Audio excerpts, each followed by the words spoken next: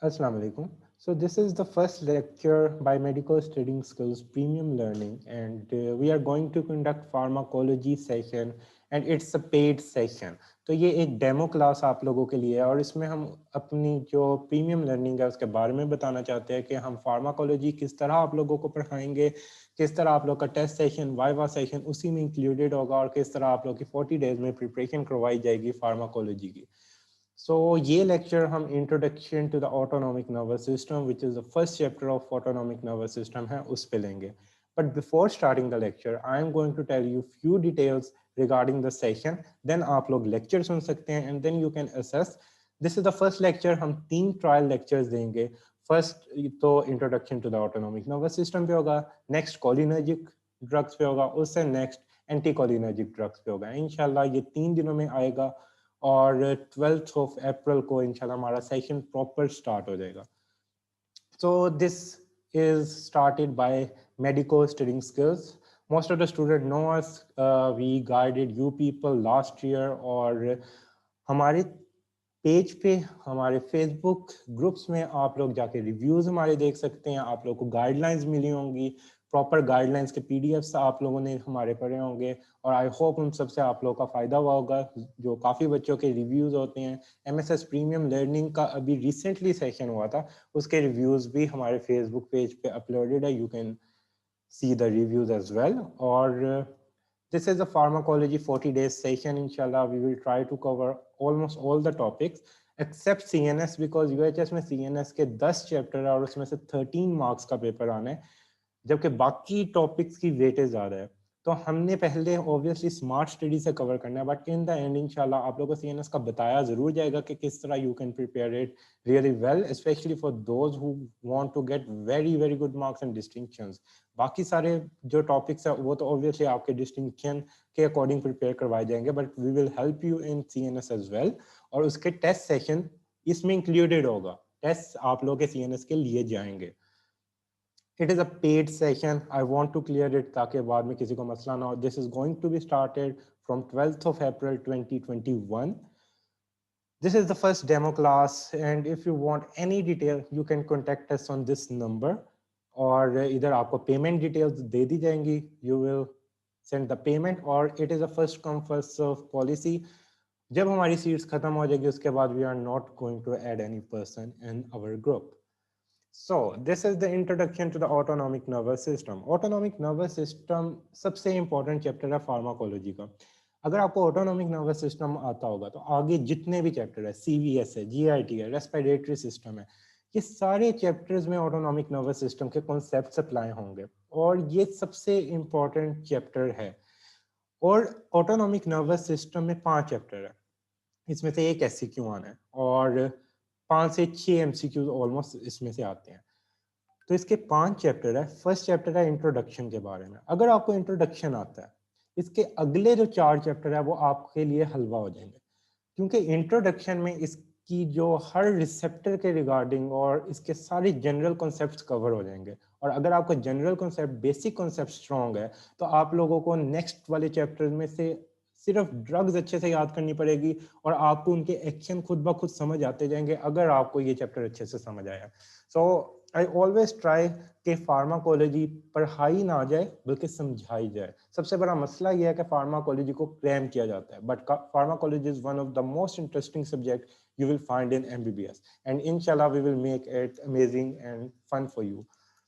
So first of all, हम जब start करते हैं ऑटोनॉमिक नर्वस सिस्टम तो हमें हल्का सा कॉन्सेप्ट होना चाहिए कि नर्वस सिस्टम किस तरह डिवाइडेड है. The nervous system divided into the central nervous system and the peripheral nervous system. अब जो peripheral nervous system है, basically it has two parts, autonomic nervous system और somatic nervous system. Autonomic nervous system हमने पढ़ना है और autonomic nervous system में हमारे पास 2 डिवीजन है. First is sympathetic division and the second is parasympathetic division. तो सबसे पहले तो हमें इनका डिफरेंस पता होना चाहिए. जब हम इनका डिफरेंस पता होगा फिर इनका एक्शन पता होना चाहिए, और जब हमें इसका एक्शन पता लग जाएगा तो जोन सी भी ड्रग्स होंगी हमें उनके एक्शंस ऑटोमेटिकली पता लग जाएंगे.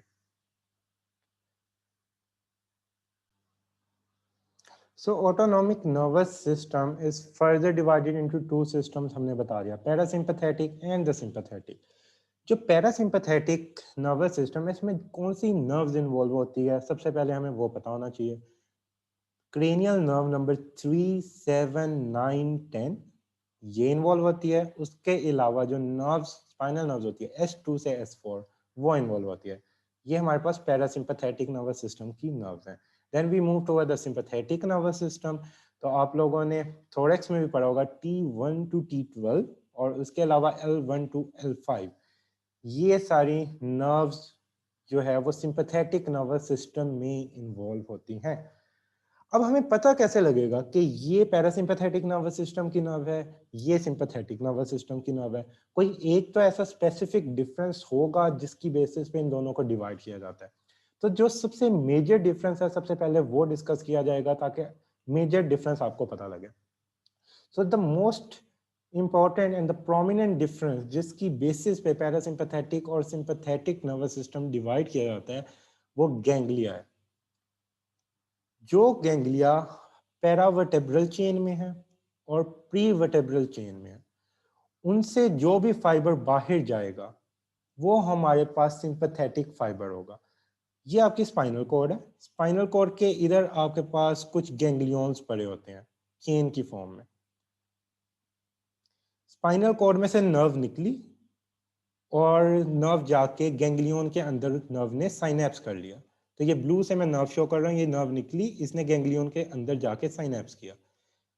जो साइनेप्स करके एक और नर्व बाहर निकली है, ये वाले हमारे पास होगी सिंपैथेटिक नर्व। और ये हमारे पास कौन सी नर्व है? ये पोस्ट साइनेप्टिक नर्व है जो गैंग्लियन के बाद है। और जो गैंग्लियन के अंदर एंटर हुई थी, ये इसको क्या कहते हैं? इसको हम कहते हैं प्री साइनेप्टिक। तो सिंपैथेटिक नर्वस सिस्टम में अगर कोई भी ऐसी नर्व है जो कि पैरावर्टेब्रल चेन और प्रीवर्टेब्रल चेन के गैंग्लियन के से बाहर निकलती है, वो सिंपैथेटिक नर्व होगी। और पैरासिम्पैथेटिक के गैंग्लिया कहाँ पे होते हैं? जो पैरासिम्पैथेटिक नर्वस सिस्टम के गैंग्लिया होते हैं वो या तो ऑर्गन के करीब होते हैं, नियर द ऑर्गन, या वो उस ऑर्गन के अंदर होते हैं। तो इस वजह से जो पैरासिम्पैथेटिक नर्वस सिस्टम के गैंग्लिया है, they are far away from the nerve. ये जो आपकी स्पाइनल कॉर्ड है जिधर से नर्व्स निकलनी है, ये उससे दूर होते हैं पैरासिम्पैथेटिक नर्वस सिस्टम के गैंग्लिया। ये मैं आप लोगों को डायग्राम में भी दिखाऊंगा।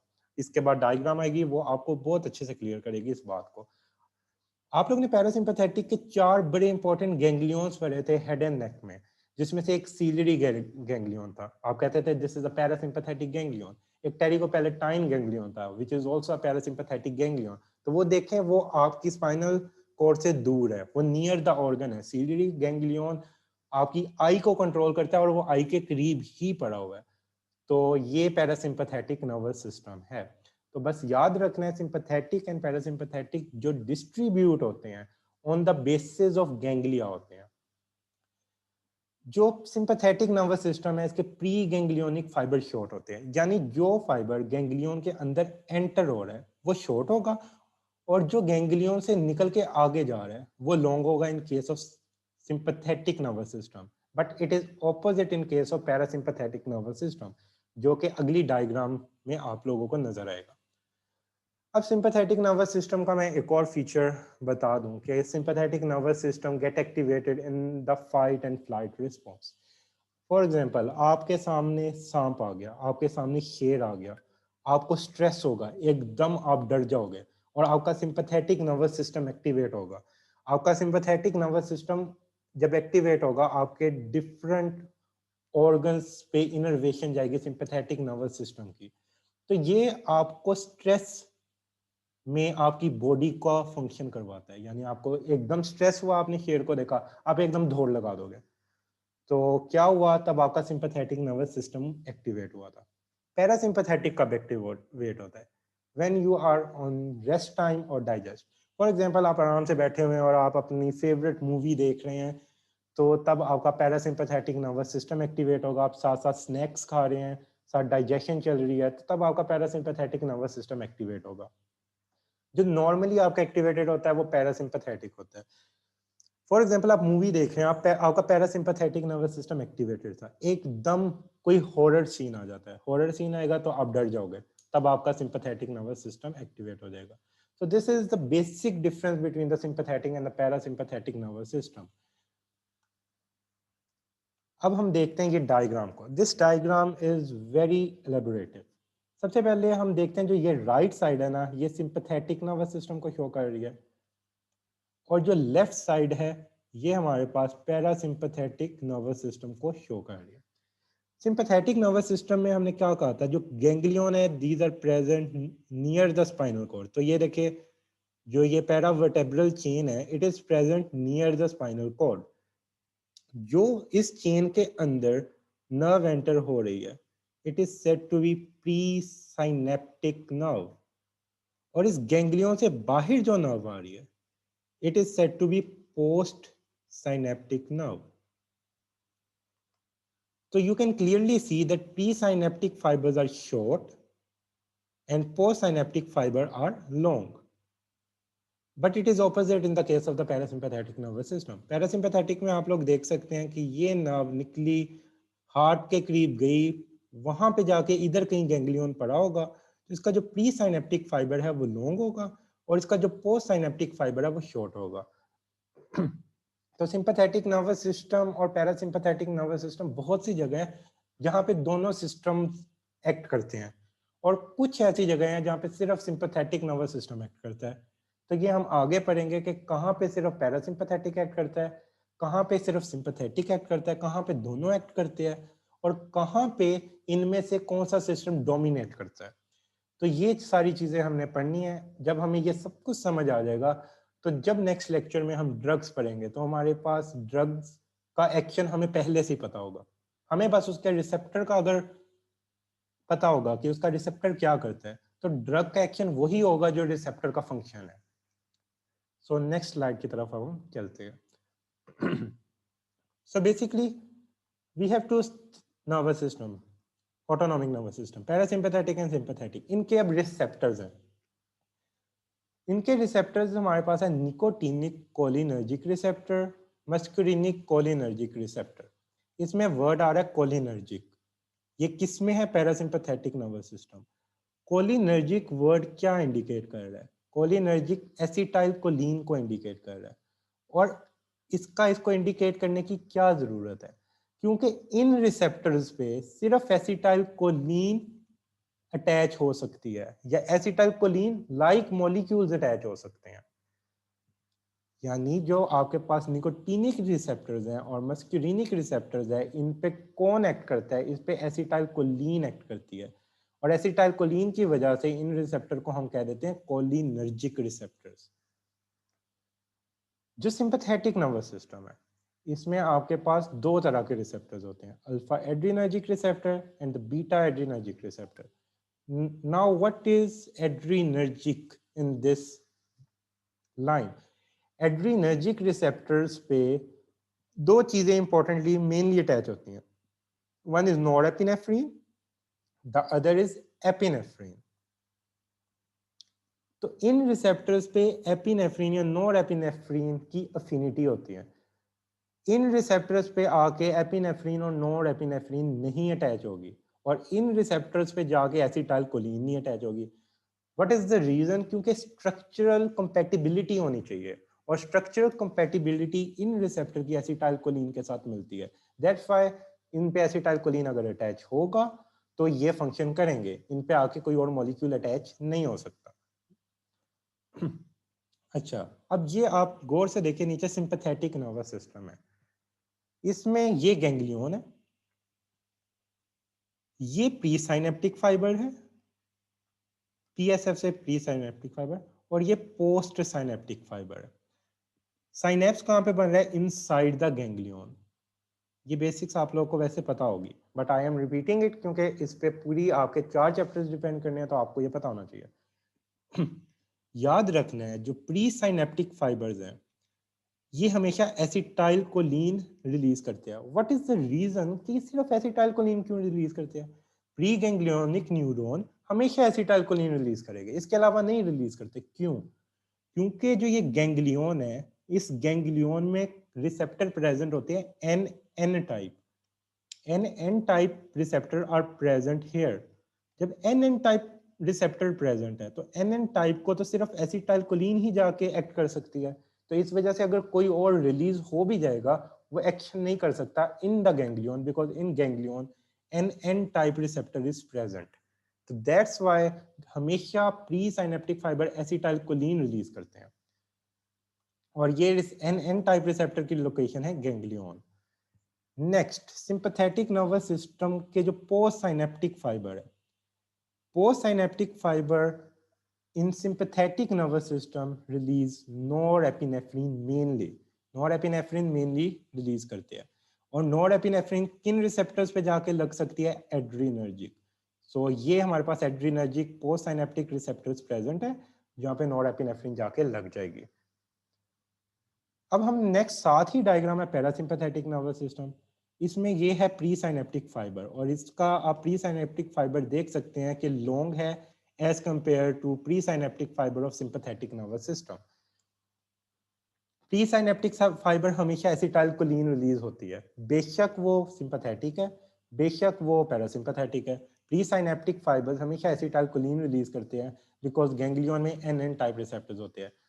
नेक्स्ट हम देखते हैं pre synaptic fibre, post synaptic fibres जो हैं वो क्या रिलीज करते हैं इन case of parasympathetic nervous system. Post synaptic fibre in case of parasympathetic nervous system acetylcholine release करते हैं, और ये एसिटाइलकोलिन जाके अटैच होता है कोलिनर्जिक रिसेप्टर्स पे। यानी जब एसिटाइलकोलिन किया रिलीज तो यहाँ पे या तो मस्कुरिनिक रिसेप्टर प्रेजेंट हो गए पोस्ट साइनेप्टिकली, या निकोटीनिक रिसेप्टर प्रेजेंट हो गए, इसके अलावा कोई और रिसेप्टर पे एसिटाइलकोलिन ने एक्ट नहीं करना। तो this is the main difference between the parasympathetic and the nerve sympathetic nervous system. अब हम नेक्स्ट स्लाइड पे आते हैं। अब देखें, अब इस स्लाइड में दो एक्सेप्शंस आप लोगों को बताई जाएगी। हमेशा एक्सेप्शंस याद रखनी है, आपको पता है कि एक्सेप्शंस पूछी जाती है, एक्सेप्शंस से एमसीक्यूज बनते हैं। तो एक्सेप्शन आप लोगों ने इसलिए अपने जहन में अच्छे से बिठानी होती है। पैरासिम्पैथेटिक नर्वस सिस्टम का जो रूल है कि इसका प्री साइनेप्टिक फाइबर भी एसिटाइलकोलिन रिलीज करता है, इसका पोस्ट साइनेप्टिक फाइबर भी एसिटाइलकोलिन रिलीज करता है, ये 100% हर जगह पे चलेगा, इसमें कोई एक्सेप्शन नहीं है। पैरासिम्पैथेटिक नर्वस सिस्टम है तो उसके प्री साइनेप्टिक ने भी एसिटाइलकोलिन रिलीज करनी है, उसके पोस्ट साइनेप्टिक ने भी करनी है, ये आप याद कर लें। पैरासिम्पैथेटिक में कोई एक्सेप्शन आपको नहीं मिलेगी इसमें से। जो आपके पास सिंपैथेटिक नर्वस सिस्टम है, इसकी आप तीन टाइप्स देख रहे हैं, इनमें क्या डिफरेंस है? सबसे पहले तो जो मेन टाइप है उसको हम डिस्कस करते हैं। देखिए, तीनों की जो प्री साइनेप्टिक है, तीनों एसिटाइलकोलिन रिलीज कर रहे हैं, तो प्री साइनेप्टिक में एसिटाइलकोलिन रिलीज होनी है, वो सिंपैथेटिक हो या पैरासिम्पैथेटिक, इसको कंफ्यूज नहीं करना। पोस्ट साइनेप्टिकली जो नॉर्मली सिंपैथेटिक नर्वस सिस्टम होता है, normally most of the cases में वो नॉरएपिनेफ्रिन रिलीज करता है। तो नॉरएपिनेफ्रिन रिलीज करेगा और अपना एक्शन दिखाएगा by acting on adrenergic receptor, और एड्रीनर्जिक रिसेप्टर्स आपको पता है दो टाइप्स के होते हैं, alpha adrenergic receptor are of two type, alpha and the beta mainly. Next जो है, दिस इज द एक्सेप्शन, ये एक्सेप्शन है, इसमें post synaptically sympathetic nervous system acetylcholine release कर रहा है। तो आपको कैसे पता लगेगा कि ये सिंपैथेटिक है या पैरासिम्पैथेटिक है? क्योंकि पैरासिम्पैथेटिक में भी आप देख सकते हो कि प्री साइनेप्टिक और पोस्ट साइनेप्टिक एसिटाइलकोलिन है, इस सिंपैथेटिक फाइबर में भी प्री साइनेप्टिक और पोस्ट साइनेप्टिक एसिटाइलकोलिन है। So what is the difference? The difference is between the ganglion. जो सिंपैथेटिक नर्वस सिस्टम का गैंग्लियन है वो प्रेजेंट होगा पैरावर्टेब्रल या प्री वर्टेब्रल चेन में, यानी जो पोस्ट साइनेप्टिक फाइबर ये आ रहे हैं ये बेसिकली प्री वर्टेब्रल या पैरावर्टेब्रल चेन में से निकल के आ रहे हैं इन case of sympathetic nervous system. जो फाइबर, अगर ये वाला फाइबर प्री वर्टेब्रल चेन या पैरावर्टेब्रल चेन से ना निकलता तो फिर ये पैरासिम्पैथेटिक हो सकता था, लेकिन ये उनमें से निकल रहा है, इस वजह से ये है sympathetic. This is the exception. और ये कहाँ पे ऐसे फाइबर्स प्रेजेंट होते हैं? They are present in the sweat glands. Sweat glands में भी स्पेसिफिकली याद रखना है, ये थर्मो रेगुलेटरी स्वेट ग्लैंड्स में प्रेजेंट होते हैं, तो ये बात याद रखनी है। अब आपको दो तरह के फाइबर्स के नाम पता होने चाहिए, एक होते हैं एड्रीनर्जिक, एक होता है कोलिनर्जिक। सारे वो फाइबर्स जो कि नॉर एपिनेफ्रीन या एपिनेफ्रीन रिलीज करें उनको कहते हैं एड्रीनर्जिक। वो फाइबर्स जो अपनी एंडिंग पे साइनेप्टिक लेफ्ट में जाके एसिटाइल कोलिन रिलीज करते हैं उनको कह देते हैं कोलिनर्जिक फाइबर। तो ये कोलिनर्जिक फाइबर है, ये भी कोलिनर्जिक फाइबर है, ये भी कोलिनर्जिक फाइबर है, ये भी cholinergic, this is also cholinergic fibre, this is adrenergic fibre. सही हो गया, ये कोलिनर्जिक फाइबर है। अब थर्ड एक्सेप्शन क्या है? थर्ड ये है कि ये जो कोलिनर्जिक है ये जाके एक्ट करता है एड्रीनल मेडुला पे। You know very well that adrenal medulla is responsible for the release of the epinephrine and the norepinephrine. So when this act on adrenal medulla, तो adrenal medulla से mainly epinephrine और साथ norepinephrine थोड़ी सी amount में release हो जाती है, और रिलीज होके कहाँ पे जाती है? ब्लड में, और ब्लड से जाके ऑर्गन्स पे इफेक्ट करती है। तो ये आपका हो गया ऑटोनॉमिक नर्वस सिस्टम की टू डिवीजन्स, और आपको एक्सेप्शंस पता लगी। तो ये वाली एक्सेप्शन याद रखना कि thermoregulatory sweat glands are innervated by cholinergic sympathetic fibre. इसमें सिंपैथेटिक वर्ड और कोलिनर्जिक वर्ड बड़ा इंपॉर्टेंट है, तो आपको आई होप ये कॉन्सेप्ट क्लियर हो गया होगा।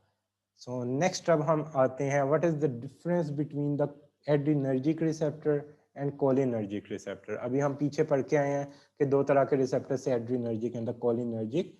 एड्रीनर्जिक रिसेप्टर्स में एग्जांपल थी alpha and beta, cholinergic receptors की एग्जांपल थी muscarinic and nicotinic.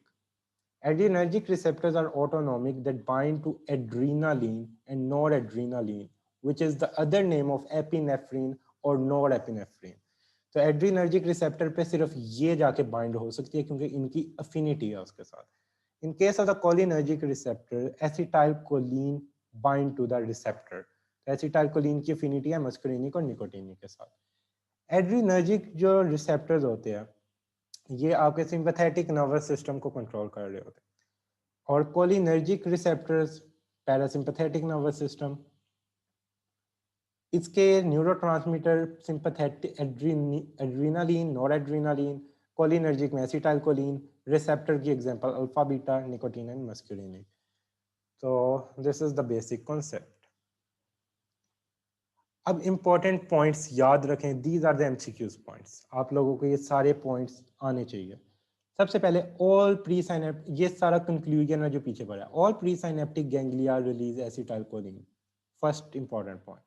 Next, all post synaptic neuron of parasympathetic nervous system release acetylcholine. This is the second important point. Next, third, mostly post synaptic neuron of sympathetic nervous system release norepinephrine. आपको बताया था कि sympathetic nervous system mainly adrenergic fibres के through norepinephrine release करता है, but we have one exception, बहुत important exception है, वो है thermoregulatory sympathetic sweat gland has cholinergic fibre. Sweat gland है सिंपैथेटिक लेकिन फाइबर उसके कोलिनर्जिक है। This is the main exception. They are sympathetic because postsynaptic fiber coming out of paravertebral or prevertebral ganglion. So this is the basic concept regarding the autonomic nervous system. अब हम आते हैं, ये आप लोगों को समझ आ गई होगी डायग्राम की। अब हम रिसेप्टर्स पे आते हैं। हमने बात की थी दो तरह के रिसेप्टर्स होते हैं, एक होते हैं कोलिनर्जिक, एक होते हैं adrenergic. Now we are going to discuss cholinergic receptors first. आप सबको कोलिनर्जिक रिसेप्टर्स की लोकेशंस आनी चाहिए, क्योंकि जब आपको लोकेशन आती होगी तो आपने जब ड्रग्स पढ़नी है नेक्स्ट चैप्टर्स में, तो वो जाके उस रिसेप्टर पे लगती होगी, और वो रिसेप्टर की अगर आपको लोकेशन पता है तो आपको उस ड्रग के साइड इफेक्ट्स करना भी आसान होंगे, उसके फंक्शन करना भी आसान होंगे, उसकी टॉक्सिसिटीज के जो नुकसान होंगे हर चीज आपको करना इजी हो जाएगी। तो इनकी लोकेशन अगर आपकी फिंगर टिप्स पे होगी, तो आगे वाले चैप्टर्स में आपको बहुत फायदा होगा। तो मैं आप लोगों, इस स्लाइड में हर वो चीज़ है जो कि आपको आनी चाहिए, और इम्पॉर्टेंट चीज़ है, कोई इररेलेवेंट चीज़ एडेड नहीं है। सो बेसिकली कोलिनर्जिक रिसेप्टर्स में दो टाइप के रिसेप्टर्स हैं, मस्कुलिनिक receptor and the nicotinic receptors. And the muscarinic receptor are further divided into 5 types: M1, M2, M3, M4 and M5। ये डिस्कवरी होती गई, डिस्कवरी होके मिलते गए, उसकी बेसिस पे इन्होंने नाम रखते गए। निकोटिनिक भी दो तरह के होते हैं, एक NN और एक NM। पहले आपको ये याद होना चाहिए, कोलिनर्जिक रिसेप्टर्स। सो मेनली जो पैरासिम्पथेटिक नर्वस सिस्टम है वो किस पे जाके एक्ट करता है, कोलिनर्जिक रिसेप्टर्स पे, एसिटाइल कोलिन। जो एक्सेप्शन अभी आप पढ़ चुके हो, सिर्फ एक एक्सेप्शन है जिसमें कोलिनर्जिक रिसेप्टर रिस्पॉन्सिबल होते हैं सिंपैथेटिक रिस्पॉन्स के, वो है थर्मोरेगुलेटरी स्वेट ग्लैंड्स। मैं इसलिए रिपीट कर रहा हूँ क्योंकि ये एमसीक्यूज पॉइंट है और बहुत ज्यादा वाइवा में पूछा जाता है, तो आप लोगों को पता होना चाहिए। मस्कुलिनिक रिसेप्टर 5 टाइप के होते हैं, जिसमें से पहली 3 टाइप डिस्कवर हो चुकी है, बहुत अच्छे से डिस्कवर हो चुकी है, काफी ज्यादा स्टडी हो चुकी है, और ये पहली 3 टाइप सबसे ज्यादा इंपॉर्टेंट है। तो आपको ये 3 लाजमी आनी चाहिए, बाकी 2 वैसे ही आपको जनरली पता होना चाहिए। पहली 3 टाइप्स ये कहाँ पे प्रेजेंट होती है? M1 मेनली CNS में प्रेजेंट होती है, और इसके अलावा ये एक और जगह पे प्रेजेंट होती है जो कि निगलेक्टेड की जाती है, वो होता है gastric glands, not gastric JIT system completely, सिर्फ गैस्ट्रिक ग्लैंड जो कि सिक्रीशंस रिलीज करते हैं, उसमें M1 रिस्पॉन्सिबल होता है। तो M1 की लोकेशन याद रखें, मेनली CNS है। M2 की लोकेशन ये हार्ट पे है। तो ऐसी मेडिसिन जो M2 पे जाके करती होगी वो आपके हार्ट को अफेक्ट करती होगी। नेक्स्ट है M3 रिसेप्टर्स, ये स्मूथ मसल्स पे, और आपकी पूरी बॉडी में ऑलमोस्ट स्मूथ मसल्स है। और ऑटोनॉमिक नर्वस सिस्टम कौन सा नर्वस सिस्टम होता है, which is involuntary in action. तो ऑलमोस्ट M3 आपकी बॉडी के हर जगह पे मौजूद होते हैं, बहुत सी जगह पे मौजूद है, हर जगह पे नहीं लेकिन बहुत सी जगह पे मौजूद है। तो आपको हार्ट के अलावा याद रखना है कि मोस्टली कहीं बॉडी में पूछे पैरासिम्पैथेटिक नर्वस सिस्टम का कौन सा रिसेप्टर प्रेजेंट है, तो M3 याद रखना है। सही हो गया। हार्ट में M2 है, CNS में M1 है, बाकी हर जगह पे पेरीफ्री में M3 है।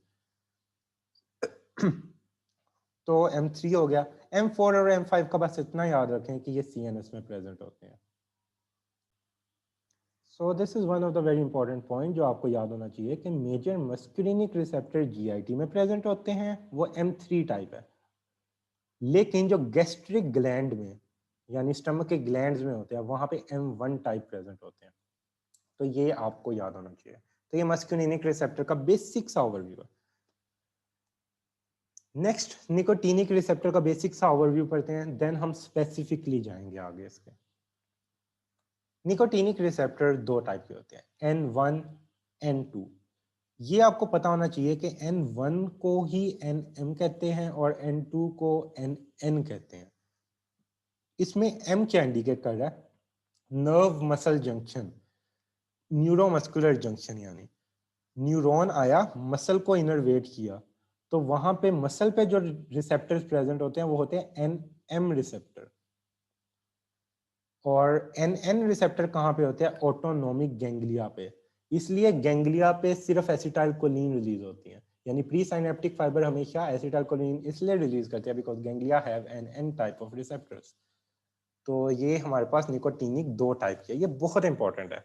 प्रोफ में किस तरह एमसीक्यूज पूछे जाते हैं, प्रोफ में एमसीक्यूज आता है, कोई ऐसी मेडिसिन दे दी जाती है, अभी आप लोग आगे मेडिसिन पढ़ेंगे जो मस्कुलिनिक रिसेप्टर स्पेसिफिक होती है, वो सिर्फ मस्कुलिनिक रिसेप्टर पे जाके लगती है, यानी वो निकोटिनिक पे भी जाके नहीं लगती।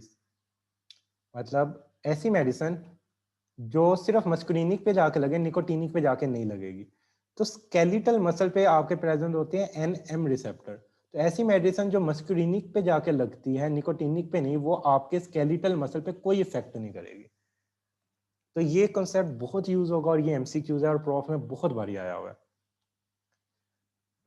अब कोलिनर्जिक रिसेप्टर्स, हर रिसेप्टर का आपको पता है कि किसी भी रिसेप्टर पे आके कोई ड्रग लगती है तो एक कैस्केड चल पड़ती है। अब ये कैस्केड किस तरह एक्ट करती है, कौन से रिसेप्टर्स इन्वॉल्व होते हैं, कौन सा आगे मैकेनिज्म इन्वॉल्व होता है, वो आपको पता होना चाहिए। आप लोगों ने वोल्टेज गेटेड चैनल्स पढ़े थे अपनी फर्स्ट ईयर गाइटन में। उसके अलावा बायोकेमिस्ट्री में जी प्रोटीन सिस्टम पढ़ा था, फार्माकोलॉजी जनरल फार्मा में जी प्रोटीन सिस्टम पढ़ा है। तो कुछ रिसेप्टर्स ऐसे होते हैं जिनमें जी प्रोटीन कपल्ड रिसेप्टर्स होते हैं, G S, G Q, G I type, और कुछ ऐसे रिसेप्टर्स होते हैं जिनके अंदर वोल्टेज गेटेड चैनल्स होते हैं। तो हम देखते हैं कि कौन से रिसेप्टर्स में वोल्टेज गेटेड चैनल्स हैं और कौन से रिसेप्टर्स में जी प्रोटीन कपल्ड सिस्टम है। पहले हम निकोटीनिक पे आ जाते हैं। निकोटीनिक रिसेप्टर्स होते हैं, ये लिंक होते हैं सोडियम पोटाशियम चैनल से, यानी वोल्टेज गेटेड चैनल से। लाइगन गेटेड आयन चैनल है, जब निकोटीन आके लगेगी तो ये लाइगन गेटेड ओ चैनल एक्टिवेट होगा और सेल डीपोलराइज हो जाएगा। अच्छा, next we will move toward the muscarinic receptors. तो मस्करिनिक रिसेप्टर हमने डिस्कस किए 5 टाइप के होते हैं, M1 टू M5। इसमें से कौन से कपल्ड रिसेप्टर होते हैं? M1, M3 एंड M5, यानी ओड नंबर्स जो हैं ये होते हैं जी क्यू कपल्ड रिसेप्टर। आप लोगों को जी प्रोटीन सिस्टम पता होना चाहिए, तो ये आप लोगों ने जनरल फार्माकोलॉजी में पढ़ लेना। M1, M3, M5 G Q coupled होते हैं, और मेनली जो M2 एंड M4 होते हैं, M2 एंड M4, ये जी आई कपल्ड होते हैं। अब ये क्यों इंपॉर्टेंट है आपको पता होना? ये आपको पता होना इसलिए इंपॉर्टेंट है कि एमसीक्यूज बनते हैं। एमसीक्यूज में कैसे बनेगा कि आके कोई ड्रग लगी है M1 रिसेप्टर पे, ऑब्वियसली अगर M1 पे लगी है तो GQ सिस्टम एक्टिवेट होगा, GQ सिस्टम एक्टिवेट होगा तो IP3 डैग ये सब कुछ, ये वाला सारा प्रोसेस चल पड़ेगा। IP3 डैग एंड पे प्रोटीन काइनेस सी, ये जो आप लोगों ने सारा सिस्टम बायोकेमिस्ट्री में पढ़ा था। तो उन्होंने 2 तरह की ऑप्शंस दी होती है, एक IP3 डैग के रिलेटेड और एक GS सिस्टम के रिलेटेड। जो GS सिस्टम होता है, तो बच्चे कंफ्यूज हो जाते हैं कि इस पे आके ड्रग लगेगी, M3 पे आगे फॉर एग्जांपल ड्रग लगती है, तो क्या आंसर होगा? तो जिसको तो पता होगा कि ये M3 GQ कपल्ड है तो उसको आंसर आता होगा, और जिसको नहीं पता होगा कि कौन सा कपल्ड है उसको आंसर नहीं आता होगा। So this is for important for MCQs, तो आपको ये पता होना चाहिए लाजमी। आपके जो M1 है, M3 है, M5 है, ये GQ कपल्ड होते हैं, बस ये याद रख लें। GQ कपल्ड है तो फॉस्फोटेडाइल इनोसिटोल IP3 डैग और एक्साइटेशन करेगा। ये आप लोगों ने बायोकेमिस्ट्री में पढ़ा हुआ है, इस साल की फार्माकोलॉजी जनरल फार्मा में पढ़ा है। M2 एंड M4 रिसेप्टर ये GI कपल्ड होते हैं। GI कपल्ड जो साइक्लिक KMP है उसको कम करता है, ये देखिए नेगेटिव का साइन है यानी इनहिबिट कर रहा है। एडिनाइल साइक्लेस कम हुआ, साइक्लिक AMP कम हुआ, एज अ रिजल्ट इनहिबिशन होगी। तो आप लोगों ने इसके याद कर लेने हैं, इसको अच्छी तरह याद कर लें। ये सारी चीजें मेमोराइज करने वाली है, आपको मेमोराइज हो जाएगी तो it will really help you in solving the MCQs और अगले 4 चैप्टर भी। अब हम देखते हैं कि मस्करिनिक रिसेप्टर्स जो हैं वो किस किस लोकेशन में हमारी बॉडी में प्रेजेंट है। हम स्टार्ट होते हैं आई से। हमारी आई के अंदर M3 रिसेप्टर्स होते हैं। आपको मैंने एक बात बताई थी, मैंने कहा था जो M1 रिसेप्टर्स है वो मेनली CNS में होंगे, M2 रिसेप्टर है वो मेनली हार्ट में होंगे, M3 रिसेप्टर है वो ऑलमोस्ट हर जगह पे होंगे, एवरीवेयर। तो देखना कि हर जगह पे M3 रिसेप्टर्स होंगे मेनली। तो आई के अंदर कौन से रिसेप्टर्स है? पैरासिम्पैथेटिक कौन से रिसेप्टर्स होते हैं? M3 type of receptor. M3 type of receptor, एक चीज आपने याद रखना है, मोस्टली, नॉट एब्सोल्युटली, ये एब्सोल्यूट रूल नहीं बता रहा, मोस्टली जो M3 रिसेप्टर्स हैं जब ये एक्टिवेट होते हैं तो कॉन्ट्रैक्शन होती है, in most of the cases. कुछ केसेस में ऑपोजिट होगा, वो अभी आप लोग देख लेंगे। M3 मेनली कॉन्ट्रैक्शन में हेल्प करते हैं। फॉर एग्जांपल आई में M3 है, कॉन्ट्रैक्शन होगी, मियोसिस होगी, यानी कंस्ट्रिक्शन ऑफ द प्यूपिल। आपकी पैरासिम्पैथेटिक नर्वस सिस्टम के M3 रिसेप्टर प्रेजेंट है सीलियरी मसल में, ये भी आई में प्रेजेंट होते हैं। ये कॉन्ट्रैक्शन होगी तो अकोमोडेशन होगी, आप क्रीपी कोई चीज देख रहे हैं, अकोमोडेशन होती है, पैरासिम्पैथेटिक नर्वस सिस्टम एक्टिवेट होता है। तो ऐसी कोई ड्रग जो पैरासिम्पैथेटिक को ब्लॉक कर दे, तो आपकी अकोमोडेशन क्या हो जाएगी, लॉस्ट। कोई ऐसी ड्रग जो इस रिसेप्टर को बंद कर दे तो आप अकोमोडेशन नहीं कर सकोगे। सो इस तरह ड्रग्स आप लोग पढ़ोगे। तो इन रिसेप्टर्स की लोकेशन मेमोराइज करें। हार्ट पे कौन से रिसेप्टर्स बताए थे, M2 टाइप। तो M2 टाइप हार्ट पे होंगे मस्कुलिनिक रिसेप्टर, मेनली किस लिए होते हैं, पैरासिम्पैथेटिक नर्वस सिस्टम के साथ इन्वॉल्व होते हैं। Parasympathetic nervous system decrease the heart rate, आप लोग फर्स्ट ईयर में पढ़ चुके हो। तो ये इस वजह से डिक्रीज होता था heart rate. Bronchioles and glands, जो पैरासिम्पैथेटिक नर्वस सिस्टम है ना, वो सिक्रीशंस को इंक्रीज करता है। सही हो गया। एक चीज मैंने कही थी कि पैरासिम्पैथेटिक नर्वस सिस्टम कॉन्ट्रैक्शन में भी हेल्प करता है मोस्टली, और पैरासिम्पैथेटिक नर्वस सिस्टम सिक्रीशंस भी इंक्रीज करता है। कॉन्ट्रैक्शन वाला रूल ऑलमोस्ट एब्सोल्यूट नहीं है, लेकिन सिक्रीशन वाला तो ऑलमोस्ट हर जगह पे आप लोग देखोगे। लंग्स में ब्रोंकियोल्स है, ब्रोंकियोल्स की में M3 प्रेजेंट है, और पैरासिम्पैथेटिक नर्वस सिस्टम अगर एक्टिवेट हो जाता है तो कॉन्ट्रैक्शन होगी, ब्रोंकोस्पैज्म। स्पैज्म क्या, कॉन्ट्रैक्शन। ग्लैंड्स में M3 प्रेजेंट है, एक्टिवेट होता है तो सिक्रीशन क्या होगी, increase. Next is GI tract. GI tract में मैंने आपको एक एक्सेप्शन बताई थी कि जो जीआई ट्रैक्ट है उसके अंदर तो M3 प्रेजेंट होते हैं, लेकिन जो ग्लैंड्स हैं वहां पे हमारे पास M1 टाइप रिसेप्टर्स प्रेजेंट होते हैं, तो सिक्रीशन M1 टाइप भी इंक्रीज करते हैं। बाकी M3 रिसेप्टर जो स्टमक में होते हैं, इंटेस्टाइन में होते हैं, ये मोटिलिटी इंक्रीज करते हैं, यानी कॉन्ट्रैक्शन करवाते हैं। इधर भी ये कॉन्ट्रैक्शन करवा रहे हैं, तो जीआई में भी कॉन्ट्रैक्शन होगी। इस तरह देखिए आप लोगों को वो चीज़ कभी भूलेगी नहीं। इस तरह आप लोग चीज़ें याद करें एक दूसरे से मिला के, कभी भी आपको याद नहीं भूलेगी। ब्लैडर, ब्लैडर में भी M3 टाइप प्रेजेंट है, ये भी कॉन्ट्रैक्शन करवाते हैं, और कॉन्ट्रैक्शन करवा के क्या करते हैं, यूरिन वॉइड करने में हेल्प करते हैं। देखें ये डिफ्यूजर मसल की कॉन्ट्रैक्शन करवा रहे हैं, और डिफ्यूजर मसल कॉन्ट्रैक्शन जब करेंगे तो क्या होगा, आपका यूरिन रिलीज होगा, यानी सिक्रीट होगा बॉडी से। और स्फिंक्टर की रिलैक्सेशन होती है। स्फिंक्टर जब रिलैक्स होते हैं तो क्या हो गए, ओपन होते हैं। जब स्फिंक्टर ओपन हो गए तब भी आप यूरिनेट कर सकते हो ना। और मोस्ट ऑफ द सिचुएशन आप देखो, आप बिल्कुल आराम से एक काम एनवायरनमेंट में होते हो when you go for urination.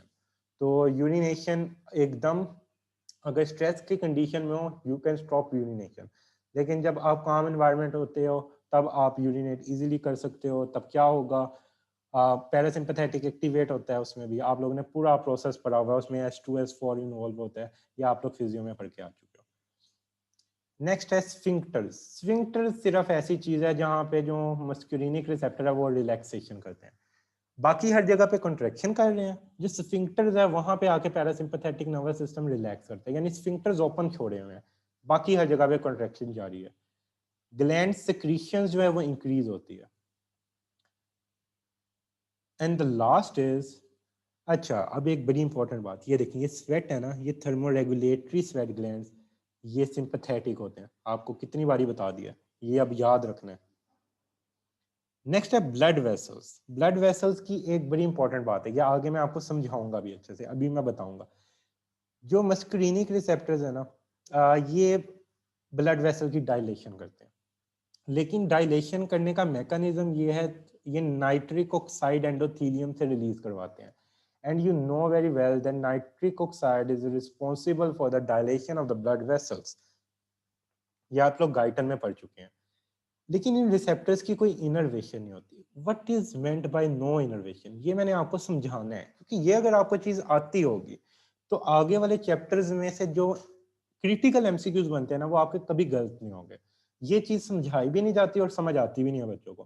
तो ये इंशाल्लाह आपको मैंने समझाने के आगे आना है, तो उधर समझाना है, आपने याद रखना है।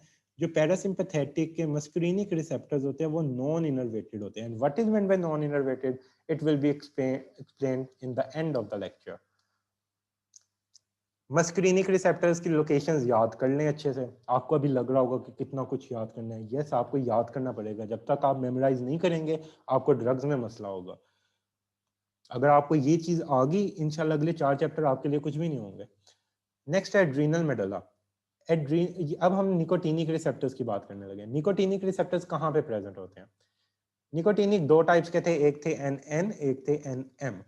एन एम तो एम से याद रखना है मसल्स में, तो एन एम कहाँ पे हुए, मसल्स में। एन एन आपको बताया थे कि गैंग्लिया में प्रेजेंट होते हैं, और गैंग्लियन के अलावा ये एड्रीनल मेडुला में होते हैं, adrenal medulla and autonomic ganglion. तो दो जगह पे एन एन हो गए और एक जगह पे एन एम हो गया, इनकी लोकेशन याद रखें। यानी गैंग्लिया पे कभी भी कोई ऐसी ड्रग एक्ट कर ही नहीं सकती जो कि एपिनेफ्रीन हो या नोरेपिनेफ्रीन हो, यानी एड्रीनर्जिक ड्रग गैंग्लिया पे एक्ट ही नहीं कर सकती। कोई एड्रीनर्जिक ड्रग न्यूरोमस्कुलर जंक्शन पे एक्ट नहीं कर सकती। कोई मस्क्रीनिक ड्रग जो मस्क्रीनिक रिसेप्टर्स पे एक्ट करती है वो कभी भी जाके मसल पे एक्ट नहीं कर सकती। तो ये अच्छी तरह चीजें जेहन में बैठाते जाएं। जो मैंने बताया था जी कपल्ड होते हैं, M1 M3 और M5, ये तीनों होते हैं जी क्यू कपल्ड, यानी फॉस्फोलाइपेस सी इंक्रीज होगा, IP3 इंक्रीज, डैक कैल्शियम ये इंक्रीज होता है। तो ये चीजें आपके एमसीक्यूज के ऑप्शन में होती है। M1 पे आके कोई ड्रग लगी है, उन्होंने ये ऑप्शन भी दिए होंगे, ये भी दिए होंगे, जिसको पता होगा कि GQ कपल्ड है वो इनमें से आंसर लगाएगा, जिसको नहीं पता होगा तो वो कुछ भी कर सकता है। M2 रिसेप्टर GI कपल्ड होते हैं, और निकोटीनिक रिसेप्टर इसका सेकंड मैसेंजर नहीं होता, ये सारे सेकंड मैसेंजर सिस्टम है, ये फर्स्ट मैसेंजर होते हैं। कौन सा, सोडियम पोटाशियम चैनल, जो कि आप लोग पढ़ते आए हो कि what is getting sodium potassium channel. So first SCQ आपका जो आ गया, ये एससीक्यू में पूछा जाता है। जो पिछले रिसेप्टर्स है ना, मस्करीनिक रिसेप्टर, वो भी एससीक्यू आया हुआ है। वो पूछते हैं कि 3 टाइप्स के रिसेप्टर मस्करीनिक बताओ, उनकी लोकेशंस बताओ, उनके एक्शन बताओ, और वो कौन से लिंक्ड है, कौन से जी प्रोटीन लिंक्ड है वो बताओ। तो आपको ये सारी चीजें पता होनी चाहिए। तो एक एससीक्यू हम कवर कर चुके हैं।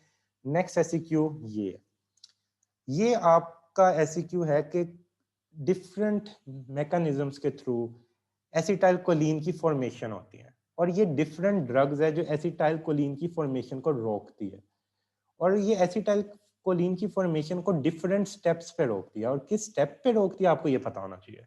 ये एमसीक्यूज में पूछा जाता है। ये एससीक्यू आया हुआ है, उसमें ये डायग्राम आई थी कि ये डायग्राम बनानी है, तो आपको ये डायग्राम आनी चाहिए। ये मिनी कैडजन में डायग्राम बनी हुई है। देखें, जो कोलिन होता है ये बड़े आराम से आता है अंदर इस ट्रांसपोर्टर के थ्रू। इस ट्रांसपोर्टर को हेमिकोलिनियम रोक सकती है, तो आपने ये याद रखना है। फिर एसिटाइल को ए और कोलिन मिलके एसिटाइल कोलिन बनाते हैं, और एसिटाइल कोलिन जाके स्टोर हो जाती है। इसने जिस वेजिकल में स्टोर होना है, उस वेजिकल में स्टोर होने से इसको रोकता है विजेमिकोल।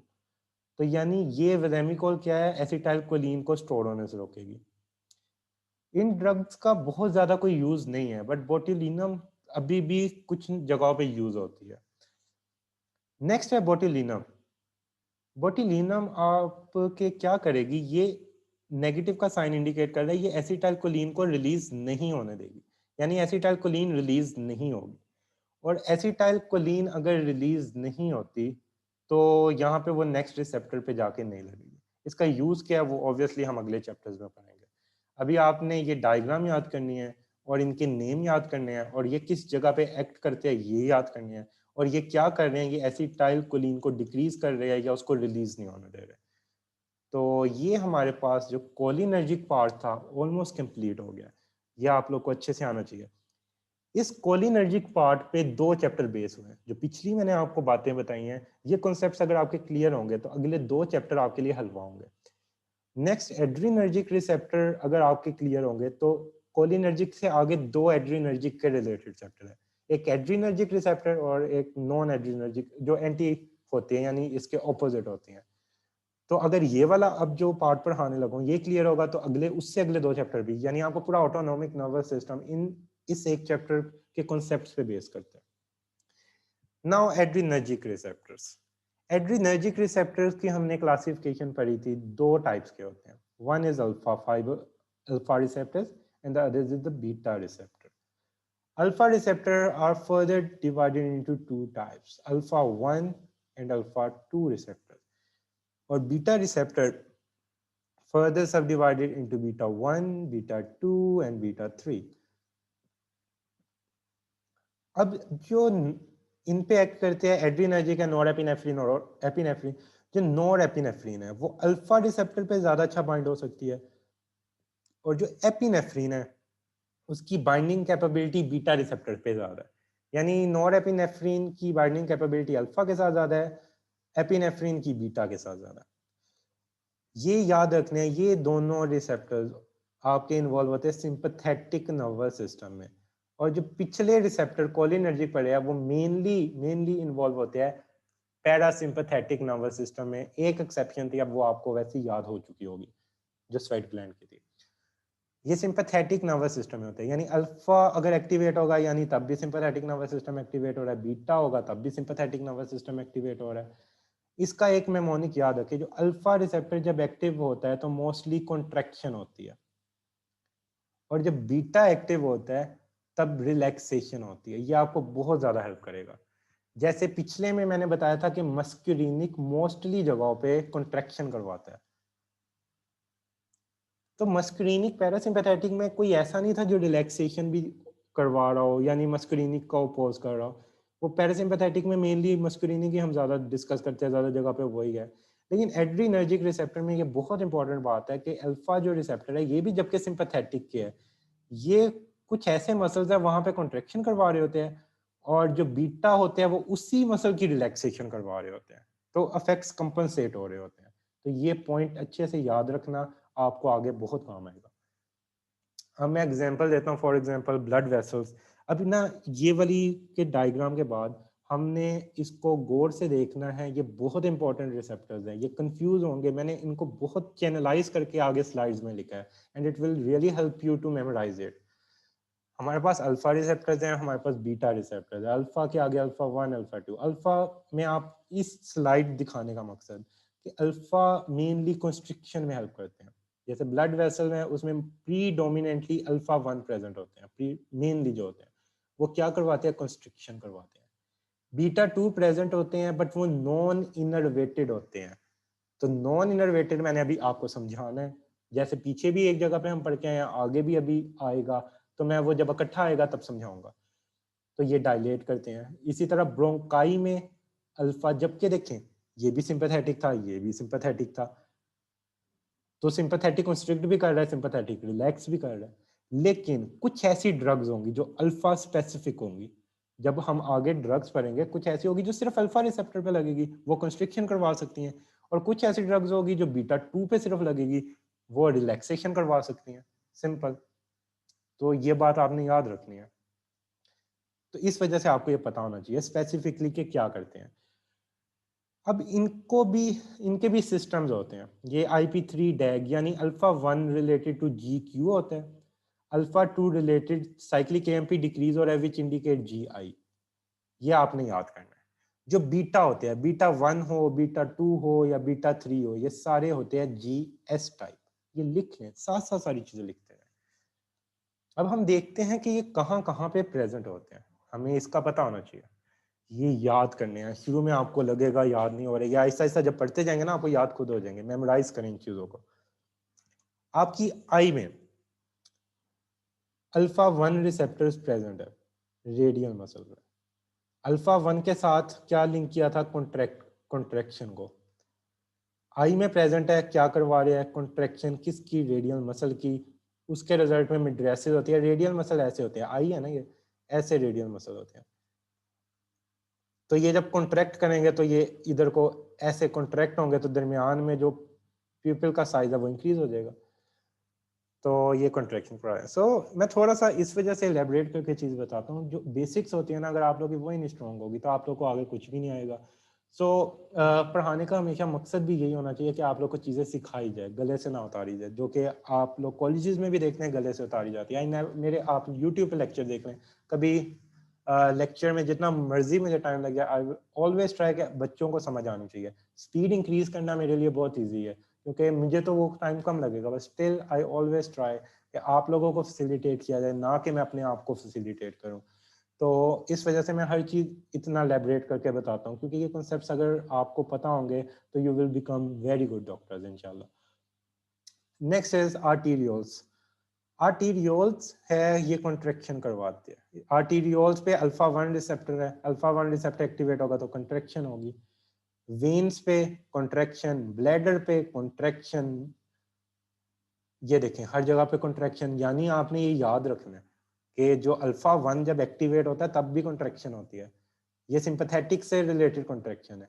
पैरासिम्पैथेटिक में हमने पढ़ा था जब मस्कुलिनिक एक्ट होता है तब कॉन्ट्रैक्शन होती है। ये कंफ्यूज थोड़ा सा हो रहा होगा, कोई मसला नहीं, जब आप लोग ड्रग्स पढ़ेंगे ना तो आहिस्ता आहिस्ता सब कुछ क्लियर होगा। नेक्स्ट आ जाता है मेल सेक्स ऑर्गन। ये मैंने बड़े अच्छे से आगे डिफरेंशिएट करके लिखे हुए हैं, आपको बड़ा फायदा होगा उनका। जो अल्फा होते हैं ये एजैक्यूलेशन में हेल्प करते हैं, अल्फा 1 होते हैं ये एजैक्यूलेशन में हेल्प करते हैं, यानी sympathetic nervous system is involve in the एजैक्यूलेशन। और इरेक्शन जो होती है उसमें कौन एक्ट करता है, पैरासिम्पैथेटिक नर्वस सिस्टम। लिवर में ग्लाइकोजिनोलिसिस इंक्रीज होती है, रेनिन डिक्रीज होता है, ये मैं आप लोगों को। अल्फा 1 बहुत इंपॉर्टेंट है, इसकी लोकेशंस आनी चाहिए। अल्फा 2 की सबसे important location pre junctional nerve terminals. ये आगे डायग्राम बड़ी प्यारी आएगी, पहले मैं इधर भी दिखा देता हूँ बना के। ये है हमारे पास नर्व टर्मिनल, ये है प्री साइनेप्टिक नर्व, ये है post synaptic nerve. Pre synaptic nerve के बाहर जो रिसेप्टर प्री साइनेप्टिक नर्व पे ही प्रेजेंट होते हैं, यहाँ पे ये रिसेप्टर होते हैं प्री जंक्शनल नर्व टर्मिनल पे, यानी ये रिसेप्टर्स के थ्रू हम इसको कंट्रोल कर रहे होते हैं। तो ये प्री साइनेप्टिक रिसेप्टर्स होते हैं, यहाँ पे अल्फा 2 रिसेप्टर्स बड़े कॉमन होते हैं, प्रेजेंट होते हैं, और ये बड़ा इंपॉर्टेंट इनका हाइपरटेंशन में रोल आएगा। प्लेटिलेट्स और पैंक्रियास का ये आप लोग याद कर रहे हैं एक बार। नेक्स्ट है beta 1 receptor. So beta 1 receptor is very important in heart. Sympathetic nervous system में हार्ट पे कौन से रिसेप्टर प्रेजेंट होते हैं, बीटा 1। पैरासिम्पैथेटिक नर्वस सिस्टम में हम अभी पीछे पढ़ के हैं, कौन से रिसेप्टर्स हार्ट पे थे, M2 टाइप। नेक्स्ट है किडनी। किडनी पे बीटा 1 प्रेजेंट होते हैं, बीटा 1 एक्टिवेट होगा तो रेनिन रिलीज होगा, यानी कोई भी ऐसी ड्रग जो बीटा 1 को एक्टिव करेगी तो रेनिन इंक्रीज करेगी, रेनिन इंक्रीज होगा तो हाइपरटेंशन के चांसेस इंक्रीज होते हैं, ये आगे आप लोग को हेल्प देगी। तो इस वजह से आपको इस वजह से हर चीज आनी चाहिए। बीटा 2 मोस्टली नॉट इनर्वेटेड, ये वर्ड फिर से आ गया, यानी ये इनर्वेटेड नहीं है। इनर्वेटेड का अगेन मैंने बताया हुआ कि मैंने एंड पे बताना है, तो वो बड़ी इंपॉर्टेंट चीज़ है, आप लोगों ने लाजमी समझनी है। Blood vessels, beta 2 mostly innervated नहीं होते, ब्लड वेसल्स में होते हैं। इसके जो ये जो तीनों है ना, ये बहुत इंपॉर्टेंट है, इसको हिफज करना है। ब्लड वेसल्स में बीटा 2 डायलेशन करते हैं। अच्छा, बीटा के बारे में हमने क्या कहा था, जो बीटा रिसेप्टर्स होते हैं वो करते हैं डायलेशन, अल्फा क्या कर रहे थे, कॉन्ट्रैक्शन।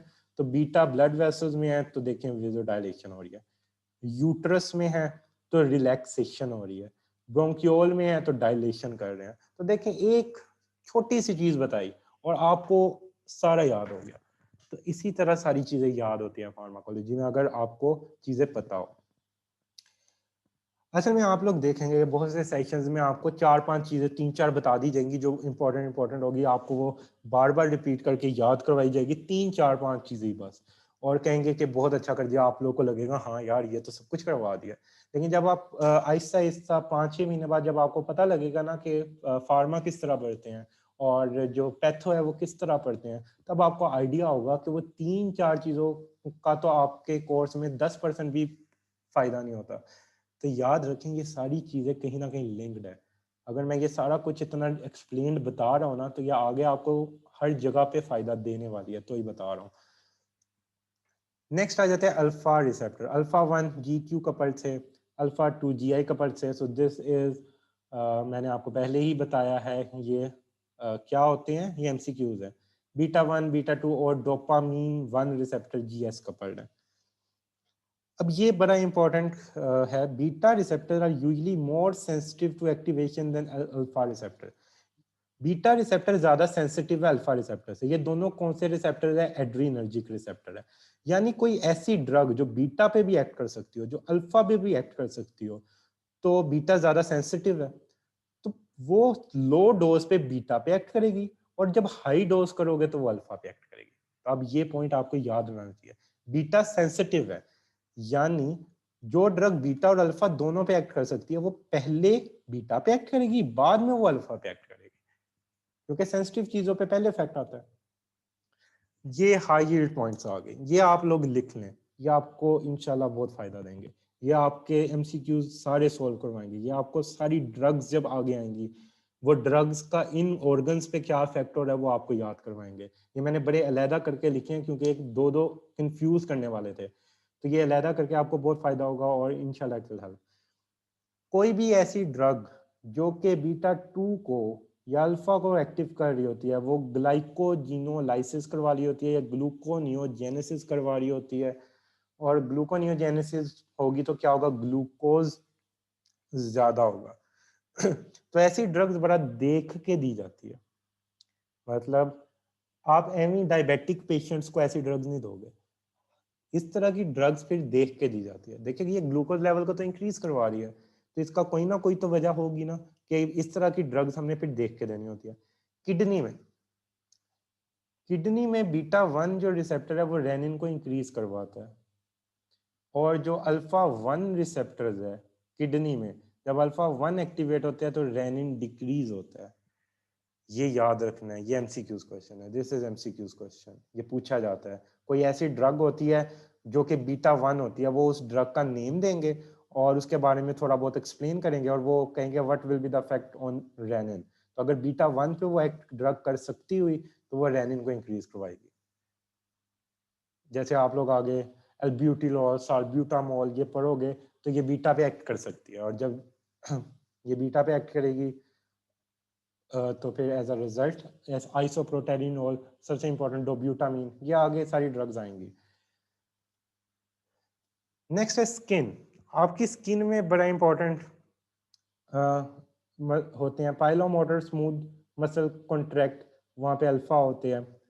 जब कहते हैं रोंगटे खड़े हो गए, किसी के रोंगटे खड़े हो गए, रोंगटे कैसे खड़े होते हैं, ये एक्ट करेगा सिंपैथेटिक नर्वस सिस्टम ही मेनली तब एक्टिवेट हुआ होता है, तो पाइलोमोटर स्मूथ मसल जब कॉन्ट्रैक्ट होंगे फिर बाल आपके खड़े हो जाएंगे। स्वेट ग्लैंड दो टाइप के होते हैं, थर्मो रेगुलेटरी जो आपकी पूरी बॉडी पे होते हैं, एपोक्राइन जो कि हेयर फॉलिकल्स में होते हैं मेनली।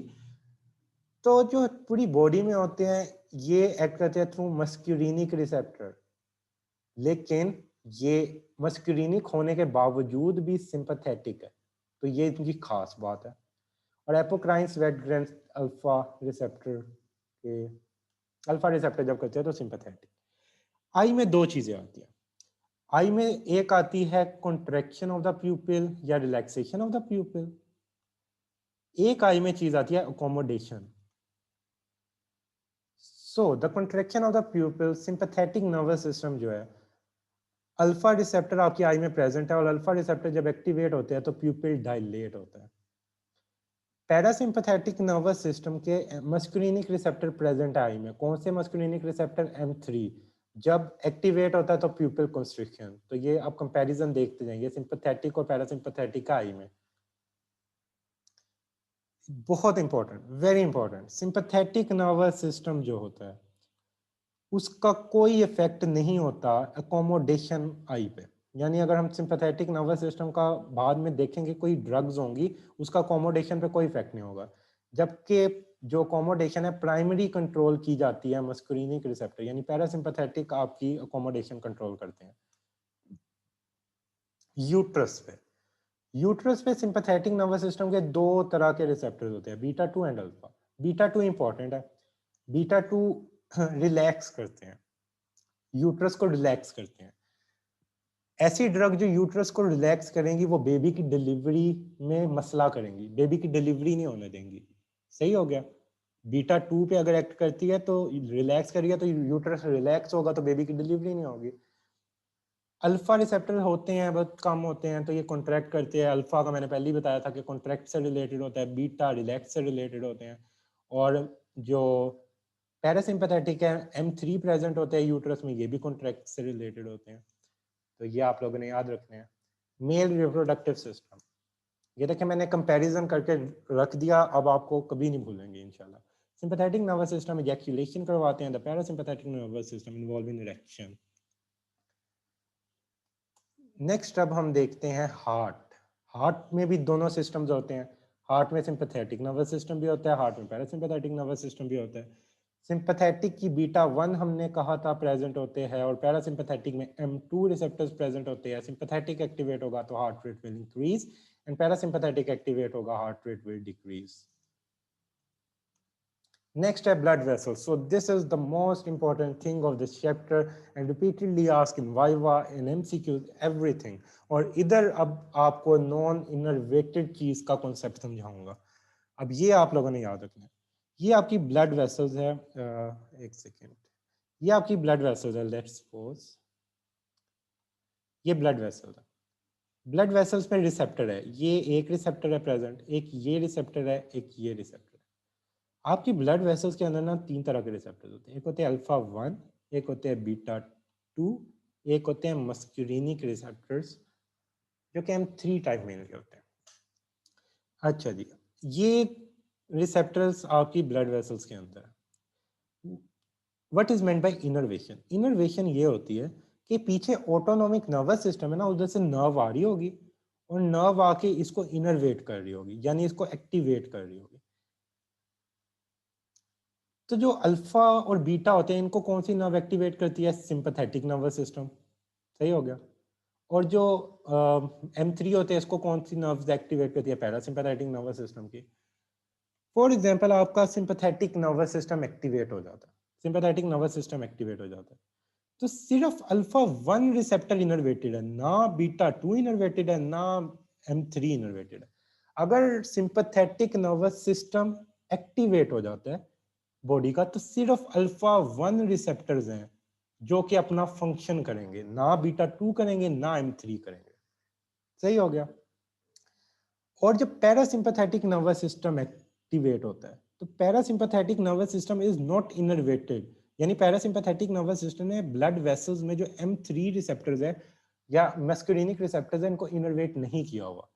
तो एज अ रिजल्ट क्या होगा? आपका पैरासिम्पैथेटिक नर्वस सिस्टम एक्ट होता है तो ब्लड वेसल्स पे कोई इफेक्ट नहीं होगा because these receptors are not innervated. तो इसका फायदा क्या है इन रिसेप्टर्स का?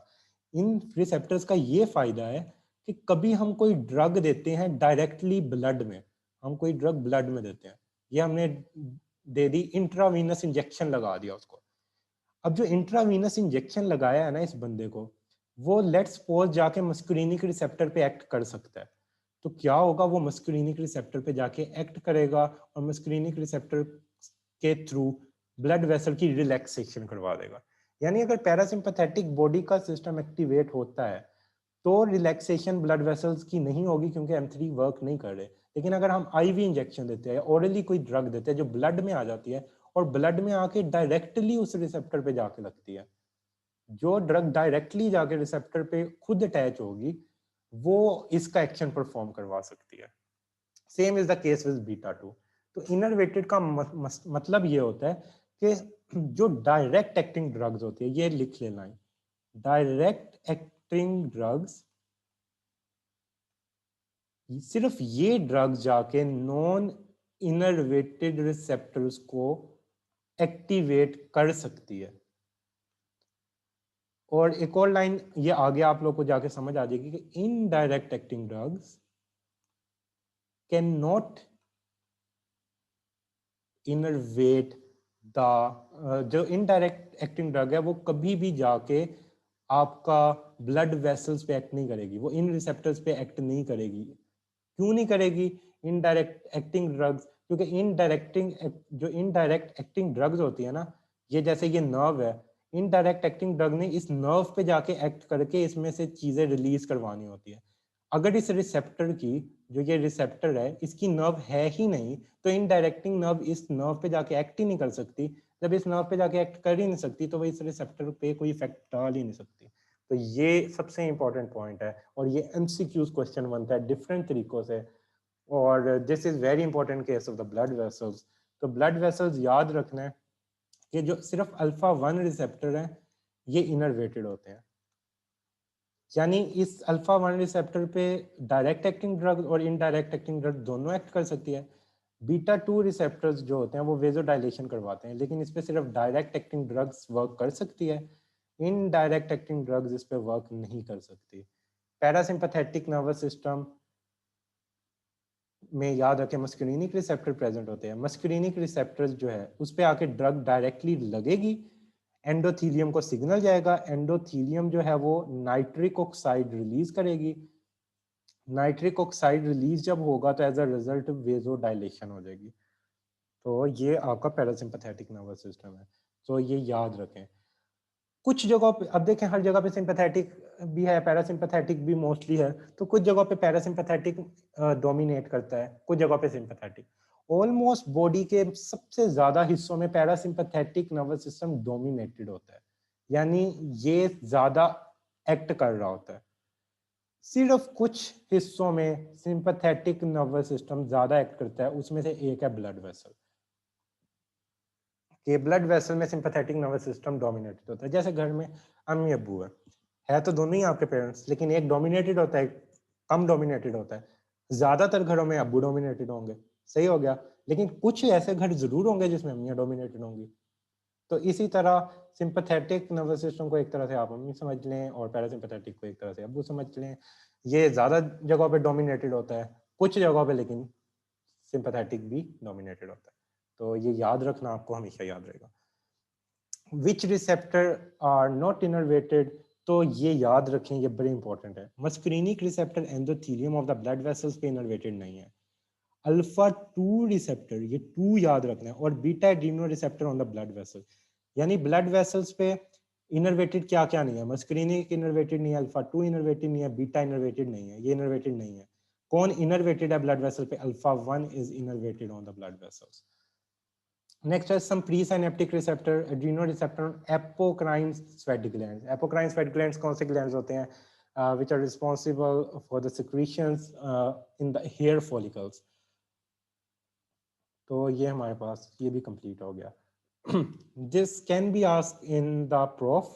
ये एज SEQ आ सकती है, जैसे कोलिनर्जी की आई थी कि ये डायग्राम बनाएं और बताएं कि डिफरेंट जगहों पे नॉर एपिनेफ्रिन की स्टोरेज को रोकने का तरीका, नॉर एपिनेफ्रिन के रिलीज को रोकने का तरीका। तो ये टायरोसिन है, ये टायरोसिन हाइड्रोक्सीलेज है, इधर एक्ट करके टायरोसिन से डोपा ही नहीं बनने देती, तो ये ड्रग नॉर एपिनेफ्रिन बनने से रोकेगी। ये रेजरपीन है, ये डोपामीन को स्टोर होने से रोकती है नॉरएपिनेफ्रिन की फॉर्म में। और जो गुआनिथिडीन है, ये आपके क्या करेगी? नॉरएपिनेफ्रिन को रिलीज नहीं होने देगी। सेम इसी तरह कोलिनर्जिक में था, जो आप लोगों को पढ़ा चुका हूँ, वो प्रोफ में आया हुआ है। यहाँ पे ये बड़ा इंपॉर्टेंट है, जो कोकेन होती है और टीसीए होती है, ये इस रिसेप्टर को बंद करती है, तो नॉरएपिनेफ्रिन लेवल, ये नॉरएपिनेफ्रिन सेल के इसके अंदर जाना होता है प्री साइनेप्टिक के, तो नॉरएपिनेफ्रिन लेवल क्या होगा? इंक्रीज हो जाएगा। तो कोकेन जो लेते हैं उनमें नॉरएपिनेफ्रिन का इधर लेवल ज्यादा हो जाता है, तो उनका सिंपैथेटिक नर्वस सिस्टम बहुत ज्यादा एक्टिवेट हो जाएगा। फिर नर्व टर्मिनल में मैंने बताया था, जो नर्व होते हैं ये प्री साइनेप्टिक है, ये पोस्ट साइनेप्टिक है। जो प्री साइनेप्टिक है, यहाँ पे मेनली अल्फा 2 रिसेप्टर प्रेजेंट होते हैं, और यहाँ पे M2 रिसेप्टर्स ये होते हैं। तो नॉरएपिनेफ्रिन ऑटो रेगुलेटर है, यानी नॉरएपिनेफ्रिन प्रोड्यूस हुई, जाके अल्फा 2 रिसेप्टर पे लगी और अपनी ही रिलीज को कम कर दिया। यानी अगर ज्यादा नॉरएपिनेफ्रिन रिलीज होगी, ये जाके खुद अपने आप की रिलीज कम कर देगी। Same is the case with acetylcholine. अगर एसिटाइलकोलिन यहाँ पे जाके लगती है मस्कुलिनिक रिसेप्टर पे, तो वो ये रिलीज को कम कर देगी। तो ये जनरल कॉन्सेप्ट आपको पता होना चाहिए। जो नॉरएपिनेफ्रिन होती है ना, वो जब प्रोड्यूस होती है, नॉरएपिनेफ्रिन आपकी साइनेप्टिक लेफ्ट में थी, यहाँ पे आपने पीछे देखा कि नॉरएपिनेफ्रिन यहाँ पे थी, ये डिफ्यूज होंगी और डिफ्यूज होके मेटाबोलाइज होती है कोमेट, और MA होता है मोनोमीन ऑक्सीडेज इनहिबिटर, ये इसको मेटाबोलाइज करते हैं, मेटाबोलाइज करके इसको बना देते हैं नॉरएपिनेफ्रिन को विनाइल मेंडेलिक एसिड भी बना देते हैं। लेकिन अगर नॉरएपिनेफ्रिन ज्यादा होगी है, तो जो VMA है, विनाइल मेंडेलिक एसिड, ये यूरिन में ज्यादा हो जाता है। तो नॉरएपिनेफ्रिन कब ज्यादा होगी? जब सिंपैथेटिक नर्वस सिस्टम ज्यादा एक्टिवेट होगा। इसकी दो कंडीशन बड़ी बताता हूँ। एक आम कंडीशन बताता हूँ, एक आम है कि कंटिन्यूस बंदा स्ट्रेस में रहता है, बहुत स्ट्रेस है उस बंदे को, तो उसका सिंपैथेटिक नर्वस सिस्टम एक्टिवेटेड रहेगा और विनाइल मेंडेलिक एसिड ज्यादा हो जाएगा। सही हो गया। और नेक्स्ट हमारे पास है एक फियोक्रोमोसाइटोमा होता है। Pheochromocytoma is a tumour of the adrenal medulla. जब फियोक्रोमोसाइटोमा होगा तो epinephrine and norepinephrine level will increase, and when the norepinephrine and epinephrine level increases, as a result what will happen, तब आपका जब वो मेटाबोलाइज होगा तो वो विनाइल मेंडेलिक एसिड बनेगा, वो यूरिन में रिलीज होगा, तो इससे हम डायग्नोस करने में हेल्प कर सकते हैं। What are the past SCQs? तो पास्ट एससीक्यूज दो आए हुए हैं, एक टेबुलेटेड फॉर्म में structural features post receptor mechanism of the muscarinic receptors, जो हम पढ़ चुके हैं कि जी क्यू कपल्ड होते हैं, और जी प्रोटीन होते हैं, M1 CNS में होते हैं, M2 हार्ट में होते हैं, M3 पेरिफेरी ऑलमोस्ट सारे स्मूथ मसल्स में होते हैं। तो ये ऐसी क्यों आया, हाउ डू डिफरेंट ड्रग्स और toxin affect the cholinergic transmission pre synaptically. तो इसकी जो हमने डायग्राम देखी थी वो थी।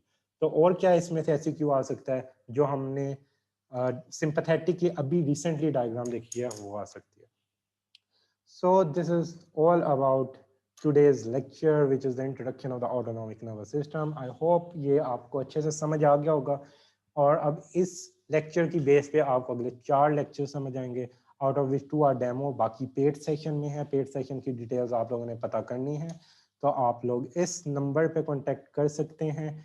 इसके अलावा हमारा कोई ऑफिशियल, ये एक ऑफिशियल नंबर है और एक जिस पे मेन व्हाट्सएप ग्रुप्स हैं, तो आप इस पे आके contact कर सकते हैं regarding this session, or you will get the detail and you can pay the fees. After paying the fees you will be added in the group, or inshallah on the 12th of April we will start this session. इसमें test viva सब कुछ included होगा, moderator will be there to help you in different aspects, and inshallah everything will go fine. I hope this lecture will help you. Do share it with your friends. Thank you very much for listening.